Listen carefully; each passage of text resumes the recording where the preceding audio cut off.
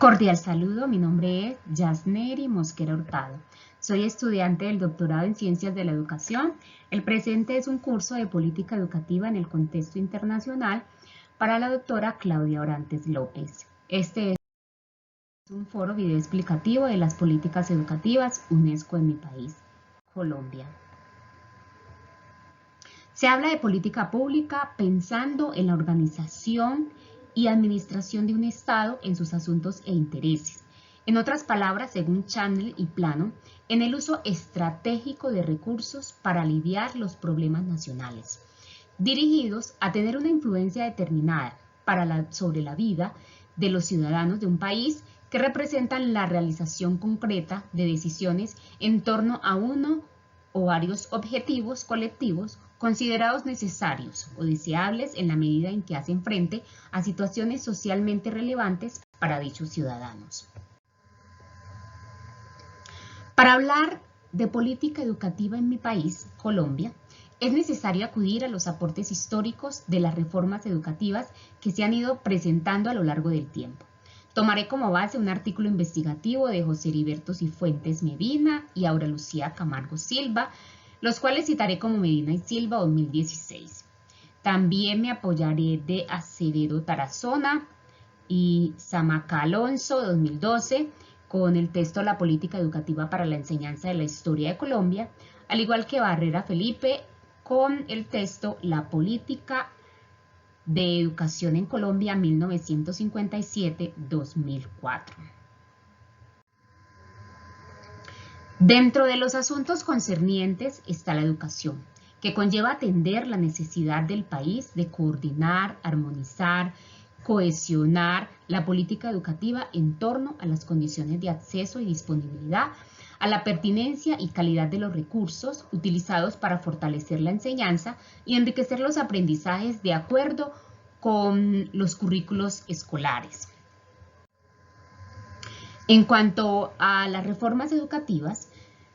se considera un periodo de tiempo amplio, por lo cual los autores los subdividen en tres. Para las reformas educativas es importante mencionar que diversos aspectos a lo largo de los siglos denotan la presencia de la herencia de las colonias, los procesos marcados por la independencia, el impacto de los partidos políticos, la presencia particular y preponderancia de la Iglesia Católica, la realidad económica del país y la parte social según la época y los intereses de unos pocos. Todo eso fue influyente para la reforma educativa de Colombia. En la parte 1 tenemos que al culminar el proceso de independencia en 1819, los líderes emprendieron reformas en las órdenes legales, económico, social, político, para la naciente nación en la cultura política occidental. En ese sentido, Sarmiento, 1995, citado por Medina y Silva, 2016, sostiene que entre las reformas primordiales está la educación, conformar una élite profesional para la dirección de la República y brindar la instrucción primaria de los súbditos, ya que todos eran analfabetos. Es decir, la educación profesional se concentró específicamente en las élites, reforma que se fueron dando de acuerdo al contexto y el impacto de los partidos políticos creados en 1849. Liderados por los secretarios y los ministros que promovían la importancia de la educación pública gratuita y la cualificación del profesorado, al igual que la normatización de las escuelas normales y las universidades.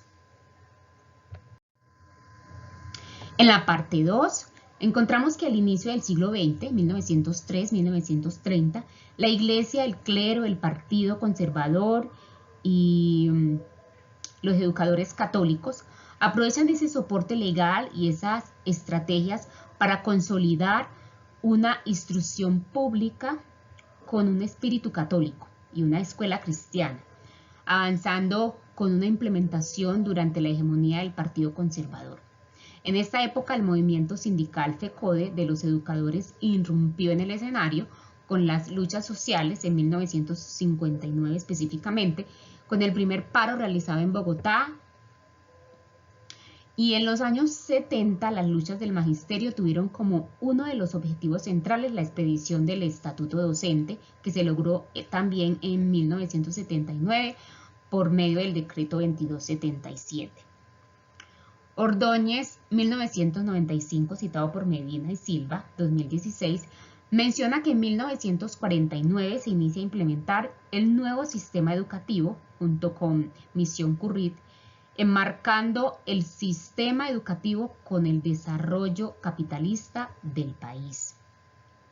En esta misión, en esta misma época, se da la educación a distancia con la Universidad Santo Tomás en 1976.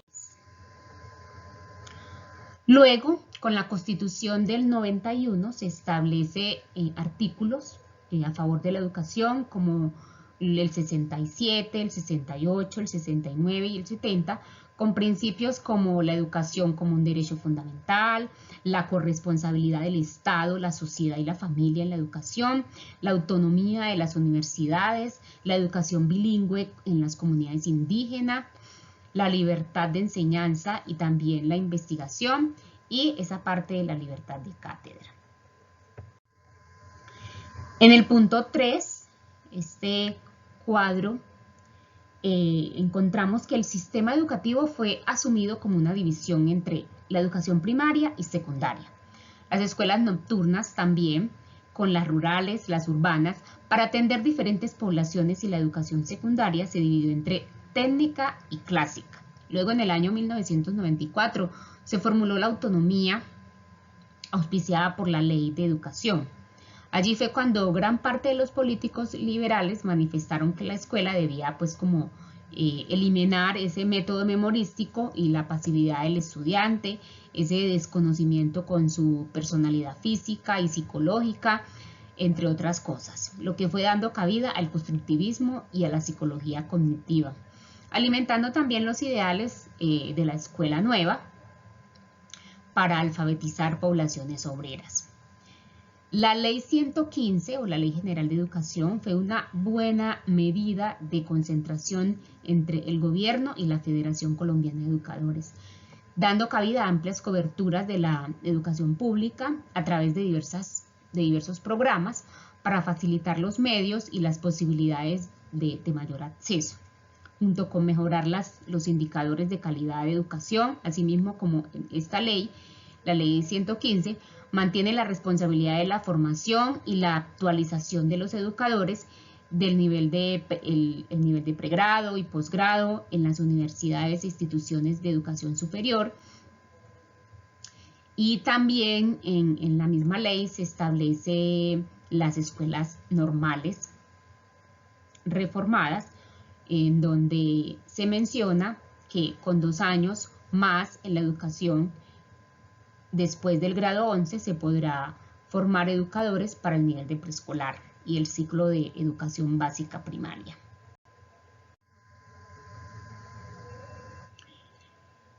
El 16 de enero del 2005 se llevó a cabo el primer concurso docente bajo el régimen del decreto 1278 del 2012, impuesto por una de las más regresivas reformas constitucionales, pese a la gran batalla que libró como el magisterio colombiano. Hoy en día, hablando del año presente, 2022, el país le quiere apostar a la nueva política pública de recursos educativos y tiene como fin ir por una mejora de la calidad de la educación de carácter nacional, regional y local, para enriquecer procesos educativos en la gestión curricular, la formación docente, los procesos de seguimiento y la retroalimentación permanente. Claro, la participación de las familias también, estos trabajos se han venido realizando y ejecutando paso a paso, porque se requiere como una mayor cobertura en la parte económica. Para finalizar, hablamos de una educación formal en cuanto a lo que está de manera presente, la educación preescolar, la educación básica, la educación media, la educación superior. También hay educación formal e informal. que tienen pues como objetivo de complementar y actualizar y suplir los conocimientos. Entre los convenios multilaterales está la UNESCO, que tiene programas multinacionales como observatorios de estructuras educativas, foros de educación superior, redes, sistemas de información, estudios e institutos, centros, entre otros.